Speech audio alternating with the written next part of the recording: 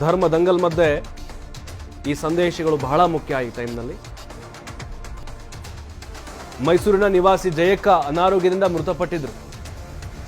ಆ ಮಹಿಳೆಯ ಅಂತ್ಯ ಸಂಸ್ಕಾರವನ್ನ ಮುಸ್ಲಿಂ ಸಮುದಾಯದವರು ಮಾಡಿದ್ದಾರೆ. ಹಿಂದೂ ಮಹಿಳೆಯ ಅಂತ್ಯ ಸಂಸ್ಕಾರವನ್ನ ಮಾಡಿದ್ದಾರೆ ಮುಸ್ಲಿಂ. ಇದರಲ್ಲಿ ಏನಿದೆ ವಿಶೇಷತೆ ಅಂತ ಕೇಳಬಹುದು. ಇದೇ ರೀ, ಅಲ್ಲಿ ಯಾರೂ ಬರಲಿಲ್ಲ ಹಿಂದೂಗಳು ಮಾಡಲಿಕ್ಕೆ. ಬೀದಿ ಶವವಾಗಿದ್ರು ಜಯಕ್ಕ. ಆಗ ಬಂದವರು ಮುಸಲ್ಮಾನರು ಯಾವ ಧರ್ಮ ಅಂತ ನೋಡ್ಲಿಲ್ಲ, ಅಂತ್ಯ ಸಂಸ್ಕಾರ ಮಾಡಿದ್ದಾರೆ. ಇದರಲ್ಲಿ ಮತ್ತೆ ನೀವು ಧರ್ಮ ಹುಡುಕ್ಬೇಡಿ. ಮೃತ ಜಯಕ್ಕನಿಗೆ ಸೊಸೆ ಇಬ್ಬರು ಬಿಟ್ರೆ ಬೇರೆ ಸಂಬಂಧಿಗಳೇ ಇಲ್ಲ. ನೋಡಿ, ಯಾರೂ ಇಲ್ಲ ಜಯಕ್ಕನಿಗೆ.